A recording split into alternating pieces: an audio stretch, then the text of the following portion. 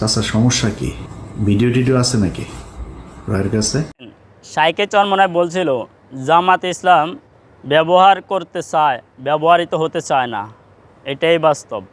বিষয়টা হলো এমন, জামাত ইসলাম অন্যজনের কাঁধের উপরে ভর দিয়ে চলতে অনেকটাই পছন্দ করে।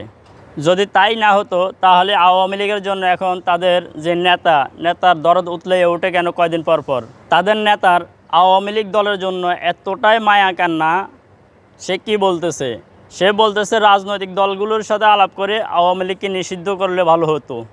তাহলে বুঝুন আওয়ামী লীগের জন্য তার কতটুকু এখনও টান।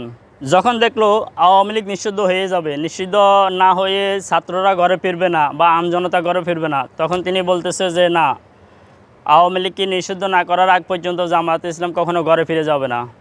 এ হলো সেই দলের রাজনৈতিক লিডারের অবস্থা সকাল বিকাল। চাচা সমস্যা কি? ভিডিও আছে নাকি ভাইয়ের কাছে? এই জন্যই তো কয়দিন আগে সাংবাদিক ইলিয়াস সাহেব তাকে ধরছিল। যদিও সে মাঝে মাঝে কওমি আলেমদের বিরুদ্ধে কথা বলে, এটা হলো কওমি আলেমদেরকে নিয়ে তার একটি অ্যালার্জি। যেহেতু সে জামাত ইসলাম পছন্দ করে, বিএনপি পছন্দ করে, আর কওমি আলেমগণ কিন্তু কোনো নারী নেতৃত্ব পছন্দ করে না।